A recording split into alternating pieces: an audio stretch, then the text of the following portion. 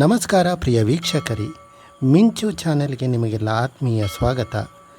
ನಾನು ನಿಮ್ಮ ಹರ್ಷವರ್ಧನ ಹೆಗಡೆ ನಿಟ್ಟೂರು. ಪ್ರಿಯ ವೀಕ್ಷಕರೇ, ಇಂದಿನ ನಮ್ಮ ಕಾರ್ಯಕ್ರಮದ ಅತಿಥಿ ಪ್ರಸಿದ್ಧ ಗಾಯಕಿ ಶ್ರೀಮತಿ ಚಂದ್ರಿಕಾ ಗುರುರಾಜ್ ಇವರು.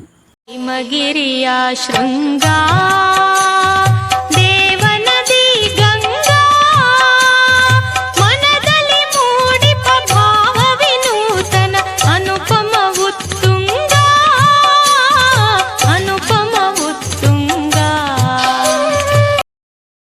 ಹಿಮಗಿರಿಯ ಶೃಂಗ ಈ ಹಾಡನ್ನು ಕೇಳುತ್ತಿದ್ದರೆ ನಮ್ಮ ಮನಸ್ಸಿನಲ್ಲಿ ಯಾವುದೋ ಚೈತನ್ಯ ಆವರಿಸಿ ನಮ್ಮನ್ನು ಪುಳಕಿತಗೊಳಿಸುತ್ತದೆ. ಈ ಹಾಡಿನ ಮೂಲ ಗಾಯಕರು ಶ್ರೀಮತಿ ಚಂದ್ರಿಕಾ ಗುರುರಾಜ್ ಇವರು. ಕನ್ನಡ ಚಿತ್ರರಸಿಕರ ಮಾಣಿಕ್ಯ ಶಂಕರ್ ನಾಗ್ ಚಂದ್ರಿಕಾರವರನ್ನು ಚಿತ್ರರಂಗಕ್ಕೆ ಪರಿಚಯಿಸಿದರು.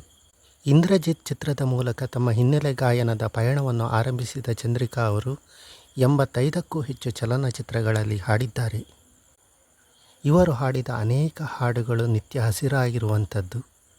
ಕೇವಲ ಚಿತ್ರಗೀತೆಗಳಷ್ಟೇ ಅಲ್ಲದೆ ಸುಗಮ ಸಂಗೀತ ಕ್ಷೇತ್ರದಲ್ಲಿಯೂ ತಮ್ಮ ಅಚ್ಚಳಿಯದ ಹೆಜ್ಜೆಗುರುತುಗಳನ್ನು ಮೂಡಿಸಿದ್ದಾರೆ ಚಂದ್ರಿಕಾರವರು.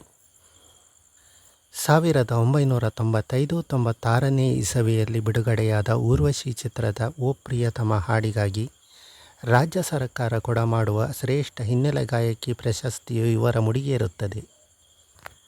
ಅದಲ್ಲದೆ ಚಿತ್ರರಸಿಕರ ಸಂಘದ ಪ್ರಶಸ್ತಿ, ಆರ್ಯಭಟ ಅತ್ಯುತ್ತಮ ಗಾಯಕಿ ಪ್ರಶಸ್ತಿ, ಮಹಾನಗರ ಪಾಲಿಕೆಯವರು ಕೊಡುವ ಕೆಂಪೇಗೌಡ ಪ್ರಶಸ್ತಿ, ಮಹಿಳಾ ರತ್ನ ಪ್ರಶಸ್ತಿ, ಕತಾರ್ ಕನ್ನಡ ಸಂಘದವರು ಕೊಡುವ ವಿಶ್ವಮಾನ್ಯರು ಅಂತಾರಾಷ್ಟ್ರೀಯ ಪ್ರಶಸ್ತಿ ಸೇರಿದಂತೆ ಅನೇಕ ಪ್ರಶಸ್ತಿಗಳು, ಸನ್ಮಾನಗಳು ಇವರ ಮುಡಿಗೇರಿವೆ.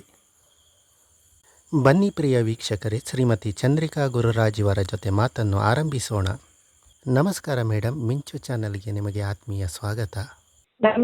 ನಮಸ್ಕಾರ ಮೇಡಮ್, ನಿಮ್ಮ ಒಂದು ಹಾಡಿನ ಜೊತೆ ಕಾರ್ಯಕ್ರಮವನ್ನು ಶುರು ಮಾಡಬಹುದಾ? ನೆನಪುಗಳ ಅಂಗಳದಿ ಹಾಡಿದರೆ ಬಹಳ ಸಂತೋಷ. ಹೌದಾ? ನೆನಪುಗಳ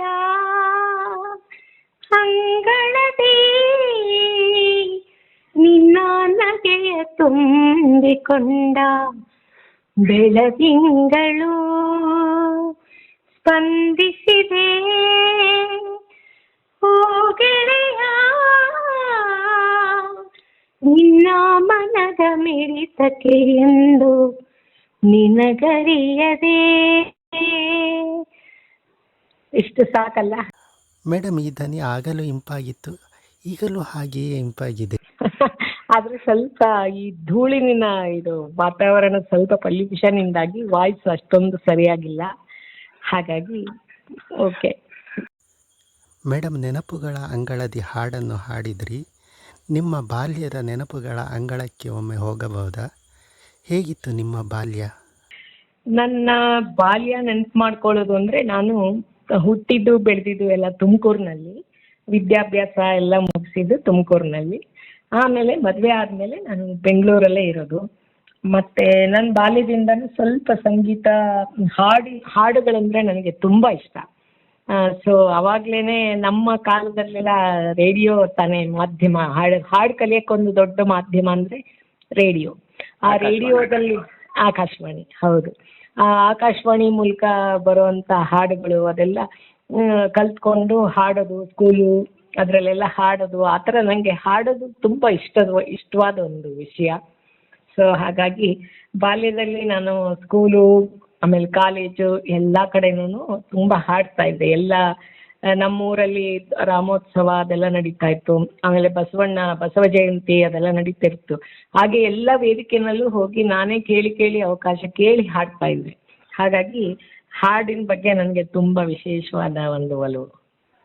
ಮತ್ತೆ ನಿಮ್ಮ ಕುಟುಂಬಕ್ಕೆ ಏನಾದರೂ ಸಂಗೀತದ ಹಿನ್ನೆಲೆ ಇತ್ತ, ತಂದೆ ತಾಯಿಯವರಿಗೆ? ಆದ್ರೆ ಆ ಥರ ಒಂದು ದೊಡ್ಡ ಭದ್ರವಾದ ಬುನಾದಿ ನೀಡುವಂತ ಹಿನ್ನೆಲೆ, ಆ ಥರ ತಳಹದಿ ಅಂತ ಏನಿರಲಿಲ್ಲ. ನಮ್ಮ ತಂದೆಯೇನು ತುಂಬ ಭಜನೆಗಳು ಅದೆಲ್ಲ ಹಾಡ್ತಾ ಇದ್ರು. ನಮ್ಮನೇಲಿ ಎಲ್ಲರೂ ಸಾಮಾನ್ಯವಾಗಿ ಹಾಡು ಅಂದ್ರೆ ತುಂಬಾ ಇಷ್ಟ, ಭಜನೆ ಅಂದ್ರೆ ತುಂಬಾ ಇಷ್ಟ. ಹಾಗಾಗಿ ಅದು ಮೇಯ್ನ್ ಆಗಿ ನಮಗೆ ಮುಂದೆ ಸಂಗೀತ ಕಲೀಲಿಕ್ಕೆ ಪ್ರೇರೇಪಣೆ ಮಾಡ್ತು. ನಾನು ಸಂಗೀತ ಕೂಡ ತುಮಕೂರಲ್ಲೇ ಕಲ್ತ್ಕೊಂಡಿದ್ದು, ಕರ್ನಾಟಕ ಶಾಸ್ತ್ರೀಯ ಸಂಗೀತನ. ಸೊ ಹಾಗಾಗಿ ಸಂಗೀತ ಅಂದ್ರೆ ದೊಡ್ಡ ಫ್ಯಾಮಿಲಿಯಿಂದಾನೇ ಬಂದ್ಬಿಟ್ಟಿದೆ ಅನ್ನೋ ಥರ ಏನಿಲ್ಲ. ಬಟ್ ಸಂಗೀತದ ಕಡೆ ಆಸಕ್ತಿ ಎಲ್ಲರಿಗೂ ಇದೆ ನಮ್ಮ ಮನೆಯಲ್ಲಿ. ಮೇಡಮ್, ನೀವು ಚಿತ್ರರಂಗಕ್ಕೆ ಬಂದ ದಿನಗಳನ್ನು ನೆನಪಿಸಿಕೊಳ್ತೀರಾ? ಬಹುಶಃ ಮೊದಲ ಚಿತ್ರ ಅನ್ನುವುದು ಮರೆಯಲಾಗದ ನೆನಪಾಗಿರ್ತದೆ. ಆ ಮೊದಲ ಚಿತ್ರದ ಅನುಭವವನ್ನು ಹಂಚಿಕೊಳ್ತೀರಾ? ಖಂಡಿತ ನೆನಪಿಸ್ಕೊತೀನಿ. ನಾನು ಚಿತ್ರರಂಗಕ್ಕೆ ಬಂದಿದ್ದು, ನಾನು ಮೊದಲಿಂದನೂ ನಾನೇನು ದೊಡ್ಡ ಹಿನ್ನೆಲೆ ಗಾಯಕಿನೇ ಆಗಬೇಕು ಆ ಥರದ್ದೆಲ್ಲ ಏನು ನನಗೆ ಕನಸಿರಲಿಲ್ಲ. ಸುಮ್ಮನೆ ಹಾಡ್ತಾ ಇದ್ದೆ ಅಷ್ಟೇ. ಆಮೇಲೆ ನನ್ನ ಹಾಡು ಜನರೆಲ್ಲ ಕೇಳಿ ನೀನು ಚೆನ್ನಾಗಿ ಹಾಡ್ತೀಯಾ ಅಂತೆಲ್ಲ ಹೇಳೋರು. ಸೊ ಅದನ್ನೇ ನಾನು ರೂಢಿ ಮಾಡಿಕೊಂಡೆ. ಅಂದರೆ ನಾನು ಹಾಡಿ ಅಭ್ಯಾಸ ಜಾಸ್ತಿ ಮಾಡಿಕೊಂಡೆ ಹೊರತು ಹಿನ್ನೆಲೆ ಗಾಯನ ಕ್ಷೇತ್ರಕ್ಕೆ ಬರಬೇಕು ಅನ್ನೋ ಉದ್ದೇಶದಿಂದ ಅಲ್ಲ. ಒಂದು ಆಕಸ್ಮಿಕವಾಗಿ ನಾನು ಚಿತ್ರನಟ ಶಂಕರ್ ನಾಗ್ ಅವರ ಹೆಸರನ್ನು ಕೇಳದೇ ಇರೋರೇ ಇಲ್ಲ. ಅಂಥ ಒಂದು ದೊಡ್ಡ ಮೇರು ನಟ ಅವರ ಕಣ್ಣಿಗೆ ನಾನೊಮ್ಮೆ ಬಿದ್ದೆ ಹಾಡುವಾಗ. ಯಾವುದೋ ಒಂದು ಸಣ್ಣ ವೇದಿಕೆಗಳಲ್ಲಿ ನಾನು ಖಂಡಿತ ಎಲ್ಲದರಲ್ಲೂ ಪಾರ್ಟಿಸಿಪೇಟ್ ಮಾಡ್ತಿದ್ದಿದ್ರಿಂದ ಹಾಡ್ತಾ ಇರೋವಾಗ ಅವ್ರ ಕಣ್ಣಿಗೆ ಬಿದ್ದೆ. ಆಗ ಅವರು ಅಲ್ಲಿ ನನ್ನ ಟ್ಯಾಲೆಂಟ್ ಗುರುತಿಸಿದ್ರು. ನಿಮ್ಗೆ ತುಂಬ ಧ್ವನಿ ಚೆನ್ನಾಗಿದೆ, ನೀವು ಯಾಕೆ ಚಿತ್ರಗಳಲ್ಲಿ ಹಾಡೋಕ್ಕೆ ಪ್ರಯತ್ನ ಮಾಡಬಾರ್ದು, ನಮ್ಮ ಸಂಕೇತ್ ಸ್ಟುಡಿಯೋಗೆ ಬನ್ನಿ ಅಂತ ಅವರು ಕರೆದ್ರು. ಇದು ನಡೆದಿದ್ದು ಯಾವಾಗ ಅಂದರೆ ಸುಮಾರು 88ನ ಕೊನೆ, 88 ಆರಂಭದಲ್ಲಿ ನಡೀತು ಈ ಒಂದು ಘಟನೆ. ಸೊ ಅಲ್ಲಿ ಅವರು ನನ್ನನ್ನು ಗುರುತಿಸಿ ಅವ್ರ ಸ್ಟುಡಿಯೋಗೆ ಕರೆದ್ರು. ಅಲ್ಲಿವರೆಗೂ ನನಗೆ ಹಿನ್ನೆಲೆ ಗಾಯನ ಅಂದರೆ ಏನು, ರೆಕಾರ್ಡಿಂಗ್ಗಳು ಹೇಗೆ ನಡೆಯುತ್ತೆ, ಗೀತೆಗಳನ್ನ ಕೇಳ್ತಾ ಇದ್ದೆ, ನಾನು ಕಲ್ತ್ಕೋತಾ ಇದ್ದೆ. ಆದರೆ ಅದೆಲ್ಲ ಹೇಗೆ ನಡೆಯುತ್ತೆ ಆ ಪ್ರೋಸೆಸ್ ಬಗ್ಗೆ ಏನೂ ಐಡಿಯಾ ಇರಲಿಲ್ಲ ನನಗೆ. ಆಗ ಒಂದು ಅಭಿಮಾನ್ ಅಂತ ಒಂದು ಹಿಂದಿಯಲ್ಲಿ ಚಿತ್ರ ಬಂತು. ಅಮಿತಾಬ್ ಬಚ್ಚನ್ ಮತ್ತೆ ಜಯಾ ಭಾದುರಿ ಅವರು ಮಾಡಿದ್ದೊಂದು ಚಿತ್ರ. ಅದು ಸಂಗೀತದ ಬಗ್ಗೆನೇ. ಅದರಲ್ಲಿರೋ ಹಾಡುಗಳೆಲ್ಲ ಇವತ್ತಿಗೂ ತುಂಬಾ ಎಲ್ಲರೂ ಇಷ್ಟಪಡ್ತಾರೆ. ಒಂಥರ ಇಮ್ಮಾರ್ಟಲ್ ಸಾಂಗ್ಸ್ ಅದು. ಆ ಪಿಕ್ಚರಲ್ಲಿ ಮಾತ್ರ ಒಮ್ಮೆ ಒಂದು ಸ್ಟುಡಿಯೋದಲ್ಲಿ ಹೇಗೆ ರೆಕಾರ್ಡಿಂಗ್ ಆಗುತ್ತೆ ಅಂತ ಜಯಾ ಬಚ್ಚನ್ ಅವರು ಹಾಡುವಂಥ ಒಂದು ಯಾವುದೋ ಒಂದು ಹಾಡಿಂದು ದೃಶ್ಯ ಮಾತ್ರ ನೋಡಿ ನನಗೆ ಗೊತ್ತಿತ್ತು. ಅದು ಬಿಟ್ಟರೆ ಈ ಬೇರೆ ಇದೇನು ನಿಜವಾಗ್ಲೂ ಹೇಗೆ ನಡೆಯುತ್ತೆ ಅದು ಯಾವತ್ತೂ ನಾನು ನೋಡಿರಲಿಲ್ಲ. ಸೊ ಶಂಕರ್ ನಾಗ್ ಅವ್ರ ಸ್ಟುಡಿಯೋಗೆ ಹೋದಾಗ ಅಲ್ಲಿ ನಾನು ಮೊದಲನೇ ಬಾರಿಗೆ ಲೈಫಲ್ಲಿ ಫಸ್ಟ್ ಟೈಮು ಚಲನಚಿತ್ರ ಗೀತೆಗಳ ರೆಕಾರ್ಡಿಂಗ್ ಹೇಗೆ ನಡೆಯುತ್ತೆ ಅದನ್ನೆಲ್ಲ ನಾನು ಕಣ್ಣಿಂದ ನೋಡೋವಂಥ ಒಂದು ಅವಕಾಶ ಸಿಕ್ತು. ಅಲ್ಲಿ ಸ್ಟುಡಿಯೋದಲ್ಲಿ ಹೋದಾಗ ಶಂಕರ್ ನಾಗ್ ಅವರೇ ನನಗೆ ಕರ್ಕೊಂಡು ಹೋಗಿ ಎಲ್ಲ ಸ್ಟುಡಿಯೋ ಎಲ್ಲ ಪರಿಚಯ ಮಾಡಿಸಿ ಎಲ್ಲ ಮಾಡಿದ್ರು. ನೀವು ಇಲ್ಲಿ ಕೂತ್ಕೊಳ್ಳಿ, ನಿಮ್ಮ ಧ್ವನಿ ಪರೀಕ್ಷೆ ಮಾಡಿಸೋಣ ಅಂತೆಲ್ಲ ಹೇಳಿ ಆ ರೀತಿ ನಾನು ಚಿತ್ರರಂಗಕ್ಕೆ ಬಂದಿದ್ದು. ಮೊದಲ ಚಿತ್ರ ಅದು ಇಂದ್ರಜಿತ್ ಅಲ್ವಾ? ಹೌದು. ಮೊದಲನೇ ದಿವಸ ನಾನು ಸ್ಟುಡಿಯೋ ನೋಡಕ್ಕೆ ಯಾವತ್ತು ಹೋದೆ, ಬೆಳಗ್ಗೆ 11 ಗಂಟೆ ಸುಮಾರು ಅಷ್ಟೊತ್ತಿಗೆ ಹೋಗಿದ್ದೆ. ಸೊ ನನಗೆ ಮಧ್ಯಾಹ್ನ ನಂದು ಧ್ವನಿ ಪರೀಕ್ಷೆ ಆಯಿತು. ಆಮೇಲೆ ಸಾಯಂಕಾಲ ಒಂದು 7 ಗಂಟೆ ಅಷ್ಟೊತ್ತಿಗೆಲ್ಲ ನಾನು ಈ ಇಂದ್ರಜಿತ್ ಚಿತ್ರದ ಹಾಡನ್ನ ರೆಕಾರ್ಡ್ ಮಾಡೇ ಬಿಟ್ಟಿದ್ದೆ. ಧ್ವನಿ ಪರೀಕ್ಷೆ ಆಯಿತು ನಂದು. ಅದರಲ್ಲಿ ಎಲ್ಲರೂ ಇಷ್ಟಪಟ್ಟರು ನನ್ನ ಧ್ವನಿ, ರೆಕಾರ್ಡಿಂಗಿಗೆಲ್ಲ ತುಂಬ ಚೆನ್ನಾಗಿ ಸೂಟಬಲ್ ಆಗೋ ಧ್ವನಿ ಅಂತ ಹೇಳಿ.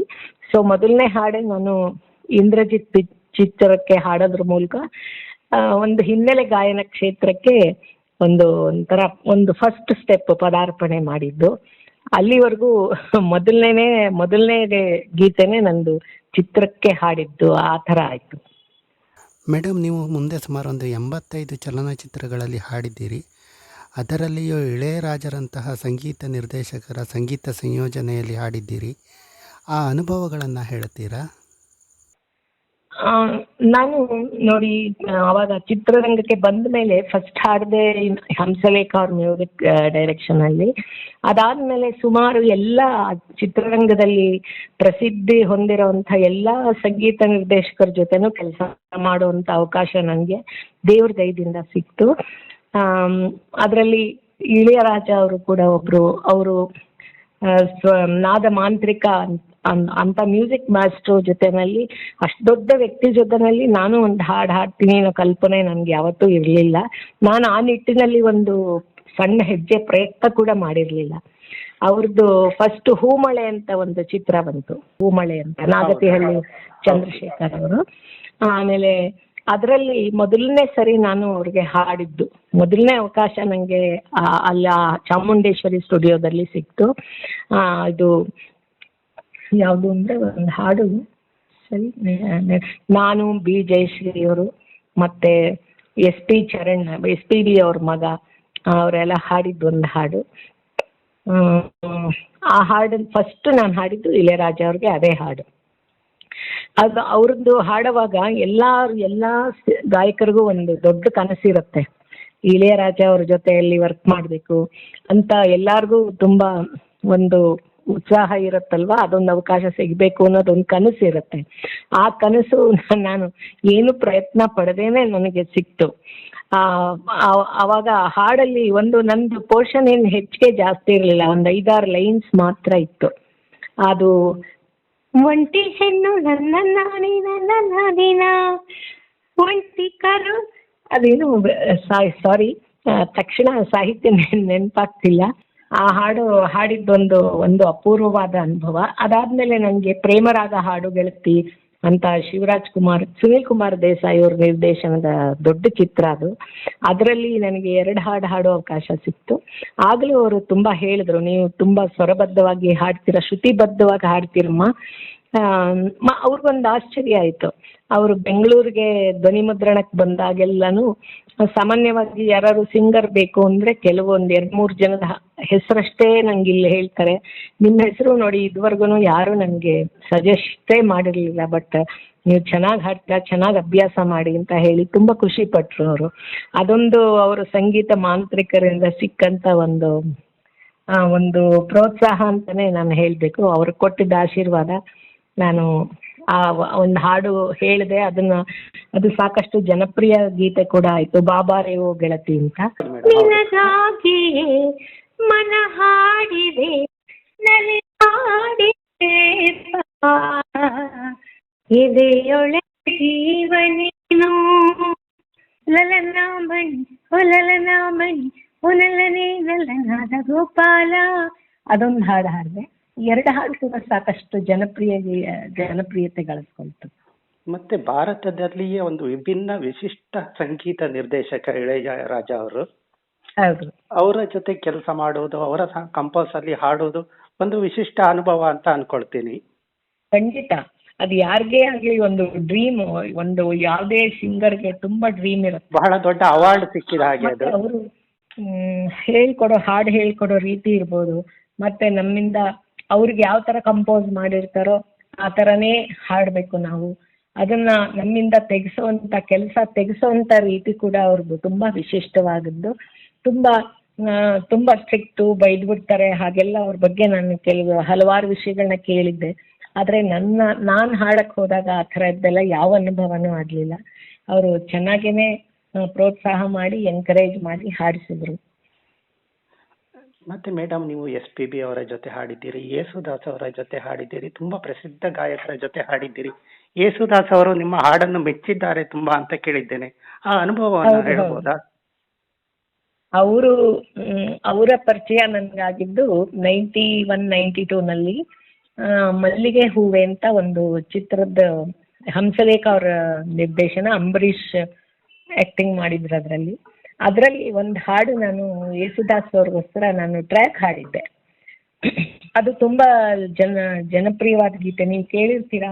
ಅಂದವೋ ಅಂದವೋ ಕನ್ನಡ ನಾಡು, ನನ್ನ ಹಾಡು ಅಲ್ಲಿದೆ ನೋಡು, ಕಾವೇರಿ ಹರಿವಳು ನನ್ನ ಮನದಿ ಮಲ್ಲಿಗೆಯಲ್ಲಿ. ಆ ಹಾಡು ನೀವು ಕೇಳಿದ್ದೀರಾ ಅಲ್ವಾ? ಹೌದು. ಆ ಹಾಡು ಯೇಸುದಾಸ್ ಅವ್ರಿಗೋಸ್ಕರ ನಾನು ಟ್ರ್ಯಾಕ್ ಹಾಡಿದ್ದೆ. ಆ ಒಂದು ದಿವಸ ನಾನು ಇವತ್ತವರೆಗೂ ಅದು ಹಾಡಿ ಸುಮಾರು ಒಂದು 34 ವರ್ಷ ಆಗಿದೆ. ಆದರೂ ಕೂಡ ನನಗೆ ಇವತ್ತೂ ಆ ದಿನ ಕಣ್ಮುಂದೆ ಬಂದಿದೆ. ಯಾಕೆಂದ್ರೆ ಯೇಸುದಾಸ್ ಅಂತ ಮೇರು ಗಾಯಕರನ್ನ ನಾನು ಒಮ್ಮೆ ನನ್ನ ಜೀವನ ಮಾನದಲ್ಲಿ ನೋಡ್ತೀನಿ ಅನ್ನೋದೆಲ್ಲ ಕನಸು ನಾನು ಯಾವತ್ತೂ ಕಂಡಿರಲಿಲ್ಲ. ಅವ್ರ ಹಾಡೆಲ್ಲ ಕೇಳ್ತಿದ್ವಿ, ಎಲ್ಲ ಮಾಡ್ತಿದ್ವಿ, ಆದರೆ ಅವ್ರು ನೋಡಬೇಕು. ಆದರೆ ಈ ಹಾಡು ಅವರೇ ಬಂದು ಹಾಡ್ತಾರೆ ಅಂತ ನನಗೆ ಗೊತ್ತಾಯ್ತು ರೆಕಾರ್ಡಿಂಗ್ ಆದಮೇಲೆ. ಯೇಸುದಾಸ್ ಅವರು ಇನ್ನೊಂದು 2-3 ದಿವಸದಲ್ಲಿ ಬರ್ತಾರೆ, ಡೇಟ್ ಕೊಟ್ಟಿದ್ದಾರೆ ಅಂತ. ಆವಾಗ ನಾನು ಅವ್ರನ್ನ ನೋಡಬೇಕು ಅನ್ನೋ ಒಂದು ಖುಷಿಗೋಸ್ಕರ ಹೋದೆ ನಾನು ಸಂಕೇತ್ ಸ್ಟುಡಿಯೋಗೆ. ಅವರು ಬೆಳಗ್ಗೆನೆ ಬಂದರು, ಸುಮಾರು ಒಂದು 9 ಗಂಟೆ ಅಷ್ಟೊತ್ತಿಗೆಲ್ಲ ಬಂದರು. ನಿಮಗೆ ತಿಳಿದ ಹಾಗೆ ಆಗಿನ ನಮ್ಮ ಆ ಟೈಮಲ್ಲಿ ಈಗಿನ ಥರ ಮೊಬೈಲ್ ಫೋನಲ್ಲಿ ಎಲ್ಲ ಹಾಡು ಕಲ್ತ್ಕೊಳ್ಳೋದು ಅದೆಲ್ಲ ರೆಕಾರ್ಡಿಂಗ್ ಮಾಡೋದು ಅದೆಲ್ಲ ಏನು ವ್ಯವಸ್ಥೆ ಇರಲಿಲ್ಲ. ವಾಕ್ಮೆನ್ ಯೂಸ್ ಮಾಡ್ತಾ ಇದ್ವಿ ನಾವೆಲ್ಲ. ಒಂದು ಪುಟ್ಟ ವಾಕ್ಮೆನ್ ಇಟ್ಕೊಂಡು ಅದರಲ್ಲಿ ಹಾಡು ಕೇಳೋದು, ಹಾಡು ಕಲ್ತ್ಕೊಳ್ಳೋದು, ಆ ಥರ ಮಾಡ್ತಾ ಇದ್ವಿ. ಅದೇ ಥರ ಜೇಸುದಾಸ್ ಅವರು ಸ್ಟುಡಿಯೋಗೆ ಬಂದರು. ಅವರು ಬಂದು ಅವ್ರು ನೋಡಕ್ ಮಾತ್ರ ಹೋಗಿದ್ದು. ನಾನು ಉದ್ದೇಶ ನಂದು ಇದ್ದಿದ್ದು ಅವ್ರನ್ನೊಮ್ಮೆ ಭೇಟಿ ಮಾಡಬೇಕು, ಅವ್ರ ಜೊತೆ ಒಂದು ಫೋಟೋ ತೆಕ್ಕೋಬೇಕು ಅಂತ ಅಷ್ಟೇ ಇದ್ದಿದ್ದು. ಅದು ಹಾಗೆ ಕಾಯ್ಕೊಂಡು ಕೂತಿದ್ದೆ. ಅವ್ರು ಬೆಳಗ್ಗೆ ಬಂದು ಆಲ್ರೆಡಿ ವಾಯ್ಸ್ ರೂಮಲ್ಲಿ ಹೋಗಿ ಹಾಡೆಲ್ಲ ವಾಕ್ಮೆನ್ನಲ್ಲಿ ಕಲ್ತ್ಕೊಳ್ತಾ ಇದ್ರು. ಅವರು ಕನ್ನಡ ಹಾಡೆಲ್ಲ ಮಲಯಾಳಂನಲ್ಲಿ ಬರ್ಕೊಳ್ತಾರೆ. ಅವರು ಬರ್ಕೊಂಡು ಹಾಡೆಲ್ಲ ಕಂಪ್ಲೀಟಾಗಿ ಬರ್ಕೊಂಡ್ರು. ಆಮೇಲೆ ಹಾಡು ಕೇಳಿದ್ರು ವಾಕ್ಮೆನ್ನಲ್ಲಿ. ನಾವು ಹಾಡಿರೋ ಒಂದು ಟ್ರ್ಯಾಕ್ನ ಅವ್ರಿಗೆ ಕೊಡ್ತಾರೆ ಕೇಳಲಿಕ್ಕೆ, ಕಲಿಯೋಕ್ಕೆ. ಆವಾಗ ಅದು ಕೇಳಿದ ತಕ್ಷಣ ಅವ್ರೇನು ಮಾಡಿದ್ರು, ಒಂದು ಹಾಡಿನ ಪಲ್ಲವಿ ಅಂದರೆ ಬಿಗಿನಿಂಗ್ ಕೇಳಿದ್ರು. ಕೇಳ್ಬಿಟ್ಟ ತಕ್ಷಣ ವಾಕ್ಮೆನ್ನ ಸ್ಟಾಪ್ ಮಾಡಿ ಯಾರೋ ಅಸೋಸಿಯೇಟ್ ಡೈರೆಕ್ಟ್ರು ಯಾರನ್ನೋ ಒಬ್ರನ್ನ ಕೇಳಿದ್ದಾರೆ, ಯಾರು ಈ ಹಾಡು ಹಾಡಿರೋದು ಅಂತ. ಅದು ನಾನೇ ಹಾಡಿದ್ದೆ. ಸೊ ಅವಾಗ ಅವ್ರು ಯಾರೋ ಅವ್ರಿಗೆ ಗೊತ್ತಿದ್ರು ನನಗೆ, ಅಲ್ಲ ಮಲ್ಲಿಗೆ ಹೂವೆ ಚಿತ್ರದ ಅಸೋಸಿಯೇಟ್ ಡೈರೆಕ್ಟರ್ ಅವರು ಇಲ್ಲೇ ಇದ್ದಾರೆ ಚಂದ್ರಿಕಾ ಅಂತ, ನಮ್ಮ ಕನ್ನಡದ ಸಿಂಗರ್ ಸರ್ ಅಂತ ಏನೋ ಹೇಳಿದ್ರು. ಆವಾಗ ಅವರು ಬಂದಿದಾರ, ಅವ್ರು ಇಲ್ಲಿ ಇದ್ದಾರ ಈಗ ಅಂತ ಕೇಳಿದ್ರಂತೆ. ನೋಡಿ ಇದೆಲ್ಲ ಹೇಗೆ ಭಗವಂತನ ಇಚ್ಛೆ ಅಂತ ಹೇಗೆ ನಡೆಯುತ್ತೆ ಈ ಘಟನಾವಳಿಗಳು ಅಂದರೆ ನನ್ಗೆ ಇವತ್ತಿಗೂ ಆಶ್ಚರ್ಯ ಆಗತ್ತೆ. ಅವರು ತಕ್ಷಣ ಕೇಳಿ ನಾನು ಹೊರಗಡೆ ಕಾಯ್ಕೊಂಡು ಕೂತಿದ್ದೆ, ಅವರು ಹಾಡು ಮುಗಿಸಿ ಬರಲಿ, ಆಮೇಲೆ ಅವ್ರನ್ನ ಮಾತಾಡ್ಸೋಣ, ಅವ್ರದ್ದು ಆಶೀರ್ವಾದ ತಗೊಳ್ಳೋಣ ಅಂತ ಕಾಯ್ಕೊಂಡು ಅಲ್ಲೇ ಸೋಫಾ ಮೇಲೆ ಕೂತಿದ್ದೆ. ತಕ್ಷಣ ಅವ್ರ ಅಸೋಸಿಯೇಟ್ ಡೈರೆಕ್ಟ್ರು ಹೊರಗಡೆ ಬಂದರು. ಅಣ್ಣ ನಿಮ್ಮನ್ನು ಕರಿತಾ ಇದ್ದಾರೆ, ಬನ್ನಿ ಸರ್ ಕರಿತಾ ಇದ್ದಾರೆ, ಒಳಗಡೆ ಬನ್ನಿ ಅಂತ ಕರೆದ್ರು. ನನಗೆ ತುಂಬ ಭಯ. ವಾಯ್ಸ್ ರೂಮ್ ಅವರ ಅಂತ ದೊಡ್ಡ ಮೇರು ಗಾಯಕರು, ನಾನು ಇನ್ನೂ ತುಂಬ ಹೊಸಬಳು ಚಿತ್ರರಂಗಕ್ಕಲ್ವಾ. ಸೊ ಒಳಗಡೆ ಹೋದೆ. ಅವರು ತುಂಬ ಚೆನ್ನಾಗಿ ಮಾತಾಡ್ಸಿದ್ರು ಪ್ರೀತಿಯಿಂದ. ಚಂದ್ರಿಕಾ, ನೀವು ತುಂಬ ಚೆನ್ನಾಗಿ ಹಾಡಿದ್ದೀರಾ, your voice is very divine, very melodious, ನೀವು ತುಂಬ ಚೆನ್ನಾಗಿ ಪ್ರಾಕ್ಟೀಸ್ ಮಾಡಿ ಅಂತ ಹೇಳಿದ್ರು. ಆ್ಯಂಡ್ ಅಷ್ಟು ಹೇಳಿದಾಗಿದ ತಕ್ಷಣ ಅಷ್ಟಕ್ಕೆ ಅವ್ರು ನಿಲ್ಲಿಸ್ಲಿಲ್ಲ. ನೀವು you are singing with me in all my concerts ಅಂತ ಹೇಳಿದ್ರು. ಅಂದರೆ ಅವಾಗ ಅವರು ತುಂಬ ಸ್ಟೇಜ್ ಶೋಸ್ ಎಲ್ಲ ಮಾಡ್ತಾ ಇದ್ರು ಜೇಸುದಾಸ್ ಅವರು. ದೇಶ ವಿದೇಶಗಳಲ್ಲಿ ಅವರು ತುಂಬ ಪ್ರಖ್ಯಾತಿ ಪಡೆದಿತ್ತು. ಅವರು ನನಗೆ ಹೇಳಿದ್ರು, ನೀನು ನನ್ನ ಜೊತೆ ಹಾಡ್ಬೇಕು ಇನ್ಮೇಲೆ ಅಂತ. ಅಷ್ಟೇ ನೋಡಿ, ಅದೊಂದು ನನಗೆ ನನಗೆ ಇಷ್ಟೊಂದೆಲ್ಲ ದೊಡ್ಡ ಅವಕಾಶ ಸಿಕ್ಬಿಡ್ತಲ್ಲ ಇಷ್ಟು ದೊಡ್ಡ ಗಾಯಕರ ಜೊತೆ. ಹಾಗಾಗಿ ಅವತ್ತಿಂದ ಅವ್ರ ಜೊತೆ ನನಗೆ ಪರಿಚಯ ಬೆಳೀತು. ಆಮೇಲೆ ಅವರು ಹಲವಾರು ವೇದಿಕೆಗಳಲ್ಲಿ, ಈವನ್ ವಿದೇಶಕ್ಕೂ ಕೂಡ ನಾನು ಹೋಗಿ ಬಂದೆ.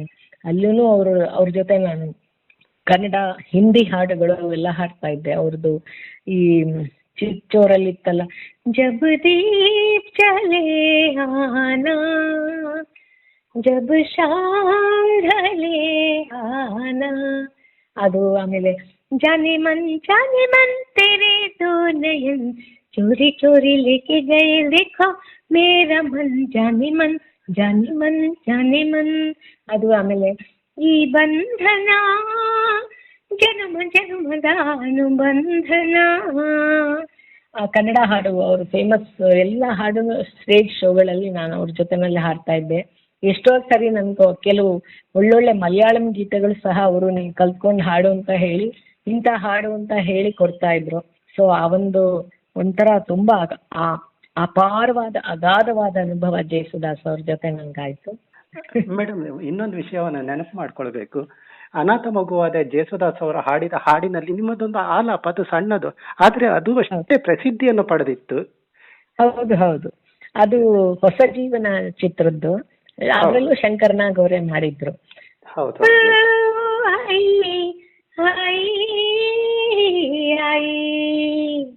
ಮೇಲೆ ನೋಡೋ ಕಂದ ಚಂದ ಮಾಮ ಬರ್ತಾನೆ,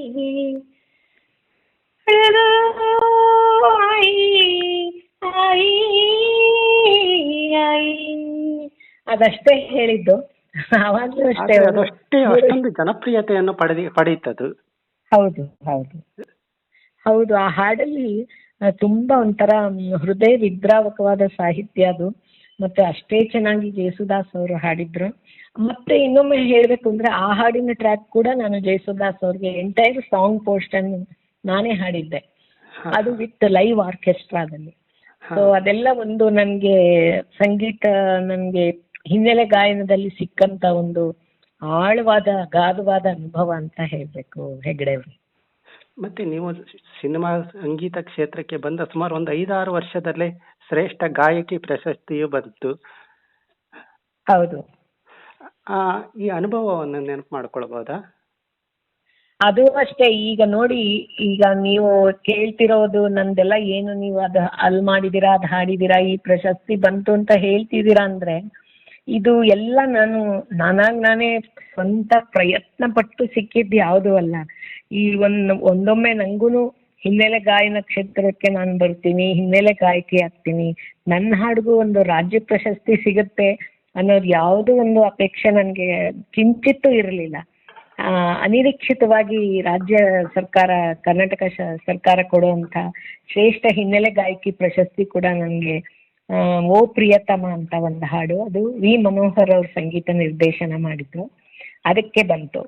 ಆ ಹಾಡು ಪ್ರಶಸ್ತಿ ಅನೌನ್ಸ್ ಮಾಡಿದಾಗಲೂ ಅಷ್ಟೇನೆ ಇದೆಲ್ಲ ಹೆಂಗೆ ನಿಮ್ಗೆ ಆಶ್ಚರ್ಯ ಅನ್ನಿಸ್ಬೋದು, ಇವ್ರು ಈ ತರ ಯಾಕೆ ಮಾತಾಡ್ತಿದ್ದಾರೆ, ಹಾಡೆಲ್ಲ ಹೇಳಿದರೆ ಆದ್ರೆ ಪ್ರಶಸ್ತಿ ಬರುತ್ತೆ ಅನ್ನೋದು ಗೊತ್ತಿರಲ್ವಾ ಅನ್ಸ್ಬೋದು. ಬಟ್ ನಾನು ಆ ಥರದ ಕ್ಯಾಟಗರಿಗೆ ಸೇರಲ್ಲ. ಯಾಕೆಂದ್ರೆ ನಾನು ಯಾವುದೋ ಒಂದು ದೊಡ್ಡ ಮಹತ್ವಾಕಾಂಕ್ಷೆ ಇಟ್ಕೊಂಡೇ ಇಲ್ಲ ಲೈಫಲ್ಲಿ. ಅನಿರೀಕ್ಷಿತವಾಗಿ ಬಂದಂಥ ಒಂದು ದೈವಾನುಗ್ರಹದಿಂದ ಬಂದಂಥ ಒಂದು ಅವಕಾಶ. ಅದು ಬಂದಾಗಲೂ ಕೂಡ ನಾನು ರಾಜ್ಯದ ಮುಖ್ಯಮಂತ್ರಿಗಳಿಂದ ಪ್ರಶಸ್ತಿ ಸ್ವೀಕಾರ ಮಾಡಿದಾಗ್ಲೂ ನನಗೆ ಇಷ್ಟು ದೊಡ್ಡದು ಬಂತು, ಇನ್ನಷ್ಟು ನನಗೆ ಇನ್ನೂ ಹಾಡಬೇಕು ಅಂದ್ರೆ ಅವಾಗ ನಂಗೆ ಸ್ವಲ್ಪ ಸೀರಿಯಸ್ನೆಸ್ ಬಂತೆ ಹೊರತು ಇದು ಬಂದಿದ್ದೆಲ್ಲ ನನಗೆ ಅರ್ಥ ಆಗೋಷ್ಟರಲ್ಲಿ ಆಗಲೇ ಬಂದೇ ಬಿಟ್ಟಿತ್ತು. ಬಹುಶಃ ಅದಕ್ಕೆಲ್ಲ ನಿಮ್ಮ ಸಂಗೀತದ ಮೇಲೆ ಇರುವ ಶ್ರದ್ಧೆ, ಕಂಠ, ಶ್ರಮ ಎಲ್ಲವೂ ಕಾರಣ ಇದೆ ಅಂತ ಅನಿಸುತ್ತೆ. ಹೌದು, ಇರಬಹುದು ಸ್ವಲ್ಪ ಮಟ್ಟಿಗೆ. ಬಟ್ ನಾನು ಅದೇ ಒಂದು ಜೀವನದ ಗುರಿ ಮಾಡ್ಕೊಂಡು ಯಾವತ್ತೂ ಪ್ರಯತ್ನ ಪಟ್ಟವಳಲ್ಲ. ಸೊ ಎಲ್ಲ ತಂತಾನೆ. ಬಾಲಸುಬ್ರಹ್ಮಣ್ಯಂ ಅವರು ಅಷ್ಟೇನೆ, ಬಹಳಷ್ಟು ಯುಗಳಗೀತೆ ಅವ್ರ ಜೊತೆ ಹಾಡಿದೆ, ಎಲ್ಲವೂ ತಂತಾನೆ ಬಂದಿದ್ದು ಅಂತ ಹೇಳ್ಕೊಳಕ್ಕೆ ಕೆಲವೊಮ್ಮೆ ತುಂಬಾ ಖುಷಿ ಆಗತ್ತೆ. ತಂತಾನೆ ಅಂದ್ರೆ ದೈವಾನುಗ್ರಹ ಇಲ್ಲ ಅಂದ್ರೆ, ತಂದೆ ತಾಯಿಗಳ ಆಶೀರ್ವಾದ ಇಲ್ಲದೆ ಅಂದ್ರೆ ಏನು ಬರಲ್ಲ ಅಲ್ವಾ. ಮತ್ತೆ ಇನ್ನೊಂದು, ನೀವು ಇಂಥದ್ದೇ ಹಾಡಿಗೆ ಅಂತ ಬ್ರ್ಯಾಂಡ್ ಆಗಲಿಲ್ಲ, ವಿಭಿನ್ನ ಹಾಡುಗಳನ್ನು ಹಾಡಿದ್ದೀರಿ. ಕಾಶಿನಾಥ್ ಅವರ ಫಿಲ್ಮಿನ ತಟ್ಟೋಣ ತಟ್ಟೋಣ ಆ ಹಾಡು, ಇದೆಲ್ಲ ಹೇಗೆ ಸಾಧ್ಯ ಆಯ್ತು? ಇದೆಲ್ಲ ಹೇಗೆ ಸಾಧ್ಯ ಅಂದ್ರೆ, ನನ್ಗೆ ಆ ದಿನಗಳಲ್ಲಿ ಈ ಕೆಲವು ಹಾಡಿಗೆ ಇಂಥ ಸಿಂಗರೇ ಬೇಕು, ಅದೇ ತರ ಬ್ರ್ಯಾಂಡ್ ಆಗಿತ್ತು. ನೀವು ಹೇಳಿದಾಗೆ ನನ್ನ ವಿಷಯದಲ್ಲಿ ಆ ಥರ ನಾನು ಆಗ್ಲಿಲ್ಲ. ನನಗೆ ಎಲ್ಲವನ್ನೂ ಹಾಡುವಂಥ ಒಂದು ವೇದಿಕೆ, ಐ ಮೀನ್ ಅವಕಾಶಗಳು ಸಿಗ್ತಾ ಹೋಯ್ತು. ಆಮೇಲೆ ಉಪೇಂದ್ರ ಕುಮಾರ್ ಅವ್ರು ಕೂಡ ಹಾಡಿದೆ. ಈ ತಟ್ಟೋಣ ತಟ್ಟೋಣ ಹಾಡು ಹೇಳಿದ್ರಲ್ಲ ನೀವು, ಆ ಹಾಡಿಂದ ಇನ್ಫ್ಯಾಕ್ಟ್ ನಿಜ ಹೇಳ್ಬೇಕಂದ್ರೆ ಆ ಹಾಡು ನನಗೆ ತುಂಬಾ ಅವಕಾಶದ ಒಂದು ಬಾಗಿಲನ್ನೇ ತೆರೀತು ಅಂತ ಹೇಳ್ಬೇಕು. ಆ ದಿನಗಳಲ್ಲಿ ಥಿಯೇಟರ್ಗೆಲ್ಲ ಜನ ಬಂದು ನೋಡ್ತಿದ್ರಲ್ಲ, ಈ ತಟ್ಟೋಣ ತಟ್ಟೋಣ ಹಾಡು ಬಂದಾಗ ಥಿಯೇಟ್ರಲ್ಲೆಲ್ಲ ತುಂಬಾ ಜನ ಈ ಚಪ್ಪಾಳೆ ತಟ್ಕೊಂಡು ಎಂಜಾಯ್ ಮಾಡ್ತಿದ್ರು ಅಂತ ಕೇಳ್ತಾ ಇದ್ದೆ. ಅದನ್ನ ಕೇಳಲಿಕ್ಕೋಸ್ಕರ ನಾನು ಕೂಡ ಥಿಯೇಟರ್ಗೆ ಹೋಗಿ ಆ ಪಿಕ್ಚರ್ನ ನೋಡಿದೆ. ಸೊ ಅದಾದ್ಮೇಲೆ ನನಗೆ ಬೇರೆ ಬೇರೆ ಸಿನಿಮಾ ರಂಗದಲ್ಲಿ ನಾನು ಸ್ವಲ್ಪ ಚಾಲ್ತಿಗೆ ಬಂದೆ ಅಂತ ನನಗನ್ಸ್ತು. ಯಾಕೆಂದ್ರೆ ಅವ್ರು ಹಾಡಿದಾರಲ್ವಾ, ಪಾಪ್ಯುಲರ್ ಸಾಂಗ್ ಆಗಿದೆ, ಅವ್ರನ್ನ ಕರೀರಿ ಅನ್ನೋ ಥರ ಎಲ್ಲ ಮ್ಯೂಸಿಕ್ ನಿರ್ದೇಶಕರು ಆಮೇಲೆ ಎಲ್ಲರೂ ಕರೆಯಕ್ಕೆ ಶುರು ಮಾಡಿದ್ರು ನನಗೆ. ಹಾಗಾಗಿ ಅದಾದ್ಮೇಲೆ ನಾನು ಹಲವಾರು ಹಾಡುಗಳನ್ನ ಹಾಡಿದೆ. ಎಲ್ಲ ಹಾಡು ಅಂದ್ರೆ ನಾನು ನೀವು ಹೇಳಿ ಎಲ್ಲಾ ಪಿಕ್ಚರಲ್ಲೂ ಆವಾಗ ತಯಾರಾಗ್ತಿದ್ದ ಎಲ್ಲಾ ಪಿಕ್ಚರಲ್ಲೂ ಒಂದು 5-6 ಸಾಂಗ್ ಇದ್ರೆ ಎಲ್ಲಾದ್ರಲ್ಲೂ ನಾನೇ ಇರ್ತೀನಿ ಅನ್ನೋ ಥರ ಲೆವೆಲಲ್ಲಿ ಆಗ್ಲಿಲ್ಲ. ಆದ್ರೆ ಹಾಡಿದ್ದು ಕೆಲವಷ್ಟೇ ಹಾಡುಗಳಾದ್ರೂ ಅದು ಜನರಿಗೆ ತುಂಬಾ ಇಷ್ಟ ಆಯ್ತು. ಅದೊಂದು ನನಗೆ ಖುಷಿ ಕೊಡುತ್ತೆ. ಹಾಡಿದ ಎಲ್ಲ ಹಾಡುಗಳು ಜನ ಮೆಚ್ಚುಗೆ ಗಳಿಸಿದೆ. ಹೌದು, ಕಮರ್ಷಿಯಲಿ ತುಂಬಾ ದೊಡ್ಡ ಮಟ್ಟದ ಸಕ್ಸಸ್ ಏನ್ ನನಗೆ ಸಿಗ್ಲಿಲ್ಲ. ಅಂದ್ರೆ ಈ ಚಿತ್ರೋದ್ಯಮದ ನಿಮ್ಗೆ ರೀತಿ ರಿವಾಜ್ ನಿಮ್ಗೆ ಗೊತ್ತಿರುತ್ತಲ್ವಾ, ಕಮರ್ಷಿಯಲ್ ಆಗಿ ಯಾರು ಸಕ್ಸಸ್ ಆಗಿದೆ, ಗೆದ್ದೆತ್ತಿನ ಬಾಲ ಹಿಡಿಯೋದು ಅಂತ ಹೇಳ್ತಾರಲ್ಲ, ಹಾಗೆ ಓಡೋ ಕುದುರೆನಷ್ಟೇ ಅದ್ರ ಹಿಂದೆನೆ ಜನ ಬೀಳ್ತಾರೆ. ಆ ಥರ ಒಂದು ದೊಡ್ಡ ಇವಾಗ ಕೆಲವು ಬೇರೆ ಬೇರೆ ಗಾಯಕಿಯರಿಗೆಲ್ಲ ಒಂದೊಂದು ಹಾಡು ಸಿಕ್ತು, ಅದಾದ್ಮೇಲೆ ಅವ್ರಿಗೆ ಇನ್ನಷ್ಟು ಸಿಕ್ತು. ಆ ಥರ ನಂದು ಆಗ್ಲಿಲ್ಲ. ಆದ್ರೆ ನಂದೇ ಒಂದು ಬೇರೆ ಟ್ರ್ಯಾಕ್ ಅಲ್ಲಿ ಸಮಾನಾಂತರವಾಗಿ ನನ್ನ ವೃತ್ತಿ ಜೀವನ ನಡೀತಾ ಹೋಯ್ತು. ಸೊ ಹಾಗಾಗಿ ಒಳ್ಳೊಳ್ಳೆ ಅವಕಾಶ, ಒಳ್ಳೊಳ್ಳೆ ನಿರ್ದೇಶಕರು, ಒಳ್ಳೊಳ್ಳೆ ಸಂಗೀತ ನಿರ್ದೇಶಕರು ಮತ್ತೆ ಮೇರು ಗಾಯಕರ ಜೊತೆ ಎಲ್ಲಾರ ಜೊತೆನೂ ಹಾಡಿದ್ದಂಥ ಒಂದು ಅದೃಷ್ಟ ನಂದಾಯ್ತು ಹೆಗ್ಡೆ ಅವ್ರೆ. ಮತ್ತೆ ನೀವು ಚಿತ್ರ ಸಂಗೀತದ ಜೊತೆ ಸುಗಮ ಸಂಗೀತ, ಭಾವಗೀತೆ, ಭಕ್ತಿಗೀತೆ ಇವನ್ನೆಲ್ಲ ಹಾಡಿದ್ರಿ. ಸುಗಮ ಸಂಗೀತದ ಕ್ಷೇತ್ರಕ್ಕೆ ಹೇಗೆ ಪ್ರವೇಶ ಆಯ್ತು? ಸುಗಮ ಸಂಗೀತ ಕ್ಷೇತ್ರಕ್ಕೆ ಆವಾಗೆಲ್ಲ ನಾನು ಚಿತ್ರದಲ್ಲೂ ಬಿಸಿ ಇದ್ನಲ್ವಾ, ಹಾಗೆ ಈಗ ಬಾಯಿಗೆ ಅಂತಂದ್ರೆ ಅಲ್ಲೊಬ್ರು ಇದ್ದಾರಂತೆ, ಚಂದ್ರಿಕಾನ ಸಿಂಗರ್ ಇದ್ದಾರಂತೆ, ಅವ್ರನ್ನ ಕರ್ಸೋಣ ಬಾ ಈ ಹಾಡು ಹಾಡ್ಸೋಣ ಅಂತ.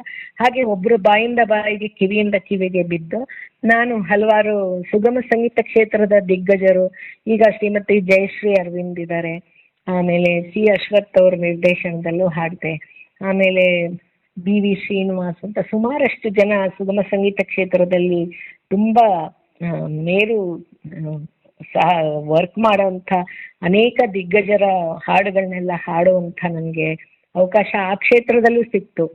ಮತ್ತೆ ಆ ದಿನಗಳಲ್ಲಿ ತುಂಬಾ ಈ ಭಕ್ತಿಗೀತೆ, ಜನಪದ ಗೀತೆಗಳ ಒಂದು ಟ್ರೆಂಡೇ ಇತ್ತು ನಮ್ಮ ಕರ್ನಾಟಕದಲ್ಲಿ. ಎಲ್ಲ ಉತ್ತರ ಕರ್ನಾಟಕದಲ್ಲಿ ಜನಪದ ಶೈಲಿಯ ಹಾಡುಗಳು, ಆಮೇಲೆ ದಕ್ಷಿಣ ಕನ್ನಡಕ್ಕೆ ಬಂತು ಅಂತಂದ್ರೆ ಸುಮಾರು ಎಲ್ಲಾ ದೇವಸ್ಥಾನದ ಎಲ್ಲಾ ಥರದ ಭಕ್ತಿಗೀತೆಗಳನ್ನು ನಾನು ಹಾಡಿದ್ದೀನಿ. ನೀವು ಸುಮಾರು ಕೇಳಿದ್ದೀರಾ ಅನ್ಕೊಂಡಿದ್ದೀನಿ. ನಿಜ, ಹೌದು. ಎಲ್ಲಾ ದೇವರಗಳ ಹಾಡುಗಳನ್ನು ಹಾಡಿದೆ. ಹಾಗಾಗಿ ಚಿತ್ರರಂಗ ಮತ್ತೆ ಸುಗಮ ಸಂಗೀತ ಕ್ಷೇತ್ರ, ಆಮೇಲೆ ನಿತ್ಯೋತ್ಸವ ಗೀತೆಗಳು ಅಂತ ಪೂತಿ ನರಸಿಂಹಾಚಾರ್ಯ ಅವ್ರದ್ದು, ಆಮೇಲೆ KS ನರಸಿಂಹಸ್ವಾಮಿಯವರ ಕೆಲವಾರು ಭಾವಗೀತೆಗಳು ನನ್ನ ಧ್ವನಿಯಲ್ಲಿ ಬಂದಿದ್ದು ಇವತ್ತಿಗೂ ಚಿಕ್ಕ ಯಂಗ್ ಸಿಂಗರ್ಸ್ ಹಾಡ್ತಾರೆ, ಅದನ್ನೆಲ್ಲ ಕೇಳುವಾಗ ತುಂಬಾ ಖುಷಿ ಆಗುತ್ತೆ. ಕೆಲವು ಒಳ್ಳೊಳ್ಳೆ ಹಾಡು ಸಿಕ್ತು. ಆಮೇಲೆ ವಿಶೇಷವಾಗಿ ಇನ್ನೊಂದು ಮೆನ್ಷನ್ ಮಾಡಬೇಕು, ಎಂಥದ್ದು ರಾಷ್ಟ್ರೋತ್ಥಾನ ಪರಿಷತ್ನವರು ಆ ದಿನಗಳಲ್ಲಿ ತುಂಬಾ ದೇಶಭಕ್ತಿ ಗೀತೆಗಳನ್ನ ರೆಕಾರ್ಡ್ ಮಾಡಿದ್ರು. ಅದರಲ್ಲಿ ನಾನೊಂದು ಹಾಡಿದ್ದು ನೀವು ಕೇಳಿರ್ತೀರಾ ಅನ್ಕೊಂಡಿದ್ದೀನಿ. ಯಾವುದು ಅಂದ್ರೆ, ಹಿಮಗಿರಿಯ ಶೃಂಗ ದೇವನದಿ ಗಂಗಾ, ಅದು ಸ್ಕೂಲ್ ಶಾಲೆಗಳಲ್ಲೆಲ್ಲ ಹಾಡು, ಪ್ರೇಯರ್ ತರ ಮೈ ರೋಮಾಂಚನಗೊಳಿಸುವ ಗೀತೆ. ಹೌದು, ಆ ಹಾಡು ಕೂಡ ನಾನು ಆ ದಿನದಲ್ಲಿ ಹಾಡಿದೆ. ಅದು ಇವತ್ತಿಗೂ ಎಲ್ಲಾ ಕಡೆನೂ ಹಾಡ್ತಾರೆ ಆ ಸ್ಕೂಲ್. ಅದೆಲ್ಲ ಖುಷಿ ಆಗತ್ತೆ ನೋಡ್ರಿ, ಈ ತರ ಒಂದು ಒಳ್ಳೊಳ್ಳೆ ಹಾಡು ಸಿಕ್ತಲ್ಲ, ನಂದು ಎಷ್ಟು ಒಳ್ಳೆ ಅದೃಷ್ಟ ಅಂತ ತುಂಬಾ ಸಂತೋಷ ಆಗುತ್ತೆ. ಮತ್ತೆ ಮೇಡಮ್, ನೀವು ಹಿಂದೂಸ್ತಾನಿ ಸಂಗೀತವನ್ನು ಮುಂದೆ ಕಲ್ತಿದ್ದೀರಿ ಅಂತ ಕೇಳಿದ್ದೇನೆ.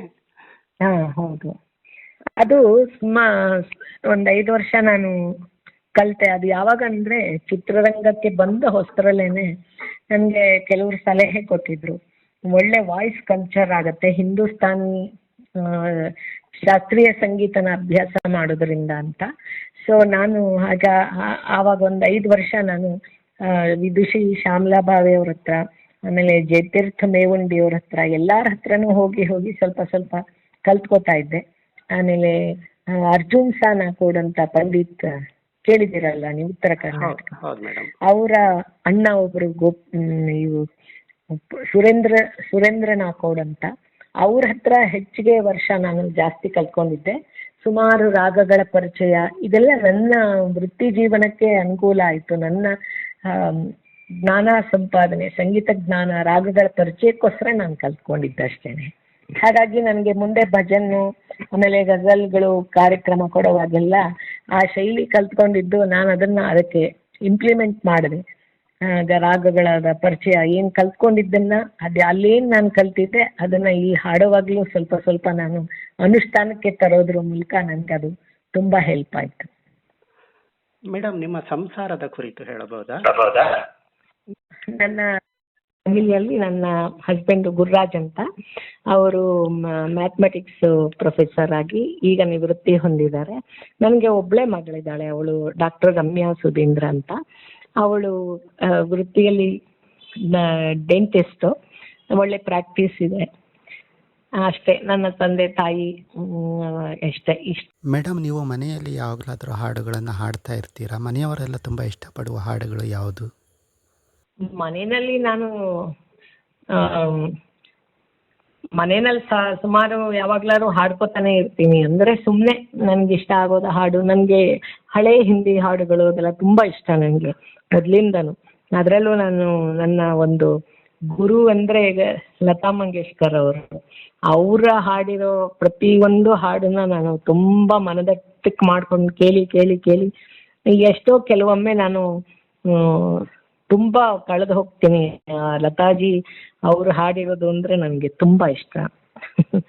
ಮೇಡಮ್, ನೀವು ಲತಾ ಮಂಗೇಶ್ಕರ್ ಅವರ ಎದುರಿನಲ್ಲೂ ಹಾಡಿದ್ದೀರಿ ಅಂತ ಕೇಳಿದ್ದೇನೆ ತಿರುಪತಿ. ಹೌದು ಹೌದು ಹೌದು, ತಿರುಪತಿಯಲ್ಲ, ತಿರುಪತಿಯಲ್ಲಿ ಅವ್ರನ್ನ ಭೇಟಿ ಮಾಡಿದ್ದಷ್ಟೇನೆ. ಅವ್ರಿಗೆ ನನ್ನ ಹಾಡುಗಳು, ನಾನು ಅವ್ರ ಕೆಲವು ಹಳೇ ಹಾಡುಗಳು, ಆ ಬೈಜೂಬ್ ಅವರ ಅದೆಲ್ಲ ನಾವು ಹುಟ್ಟಕ್ಕಿಂತ ಮುಂಚೆ ಬಂದಂತ ಕೆಲವು ಹಾಡೆಲ್ಲ ನಾನು ರೆಕಾರ್ಡ್ ಮಾಡಿ ಸುಮ್ಮನೆ ಒಂದು ಇಟ್ಕೊಂಡಿದ್ದೆ. ಅವ್ರಿಗೆ ಯಾವಾಗ್ಲಾರು ಅವಕಾಶ ಸಿಕ್ಕಿದ್ರೆ ಕೇಳಿಸೋಣ ಅಂತ. ಅದನ್ನ ಅವ್ರಿಗೆ ಕೊಟ್ಟೆ. ಅವರು ಮನೆಯಲ್ಲಿ ಹೋಗಿ ಕೇಳ್ತೀನಿ ಅಂತ ಹೇಳಿದ್ರು. ಅಷ್ಟು ಮೇರು ಗಾಯಕಿ ನಿಜವಾಗ್ಲೂ. ಅವರು ಸರಳತೆ ಅದೆಲ್ಲ ನೋಡಿ ನನಗೆ ತುಂಬಾ ಮನಸ್ಸು ತುಂಬಿ ಬಂತು ಹೆಗಡೆಯವರೇ. ಅಂಥ ಎಂಥ ಮಟ್ಟದ ಸಾಧನೆ ಲತಾ ಮಂಗೇಶ್ಕರ್ ಅಂದ್ರೆ ಆ ಹೆಸರು ಹೇಳೋದು ಒಂದು ದೊಡ್ಡ ವಿಷಯ ನಮಗೆ. ನಾವು ಬಹಳ ಚಿಕ್ಕ ಕಲಾವಿದ್ರು ಅವ್ರ ಮುಂದೆ, ಅವ್ರ ಸಾಧನೆ ಮುಂದೆ. ಆದ್ರೆ ಅವರು ತೋರಿಸಿದಂತ ಒಂದು ಪ್ರೋತ್ಸಾಹ ಏನಿದೆ, ಕೇಳ್ಬಿಟ್ಟು ಒಂದು ತಿಂಗಳು ಆಮೇಲೆ ನನಗೆ ಒಂದು ಫೋನ್ ಬರುತ್ತೆ. ಫೋನ್ ಬಂದಾಗ ಅವರ ಸೆಕ್ರೆಟರಿ ಫಸ್ಟ್ ಫೋನ್ ಮಾಡ್ತಾರೆ. ನಂದು ಫೋನ್ ಎಲ್ಲ ಕಾಂಟ್ಯಾಕ್ಟ್ ಎಲ್ಲ ಕೊಟ್ಟಿದ್ದೆ ಅವ್ರಿಗೆ ತಿರುಪತಿಯಲ್ಲಿ ಭೇಟಿಯಾದಾಗ. ಅವರು ಅದೇ ನನ್ಗೆ ತುಂಬಾ ಹೇಳಿದ್ರು, ಆಪ್ ಬಹುತ್ ಸಮಜ್ ಕೆ ಗಾನಾ ಗಾಯಾ ಹೇ, ಮೇರಾ ಗಾನಾ ಆಪ್ ಬಹುತ್ ಪ್ಯಾರ್ ಸೆ ಗಾತಿ ಹೇ, ತುಂಬಾ ಹಾಡ್ತಾನೆ ಇರಿ, ನಿಮ್ಗೆ ಒಳ್ಳೇದಾಗ್ಲಿ ಅಂತೆಲ್ಲ ಹೇಳಿ ತುಂಬಾ ಆಶೀರ್ವಾದ ಮಾಡಿ ಪ್ರೋತ್ಸಾಹ ಕೊಟ್ರು. ಸೊ ಇದು ನೋಡಿ, ಇದೊಂದು ಅಪೂರ್ವವಾದ ಒಂದು ನನಗೆ ಸಿಕ್ಕಂತ ಯೋಗ. ದೊಡ್ಡ ವ್ಯಕ್ತಿತ್ವ ಅಲ್ವಾ?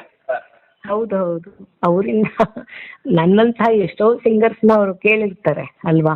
ಅವ್ರ ಹಾಡುಗಳಿಂದನೇ ಇವತ್ತಿಗೂ ಇನ್ನೊಂದು 100 ವರ್ಷ ಕೂಡ ಸಂಗೀತ ಕಾರ್ಯಕ್ರಮ ನಡೀತಾನೆ ಇರುತ್ತೆ. ಎಷ್ಟೋ ಕಲಾವಿದರು ಅವ್ರು ಹಾಡು ಹೇಳ್ಕೊಂಡೇ ಜೀವನ ಮಾಡ್ತಿರ್ತಾರೆ.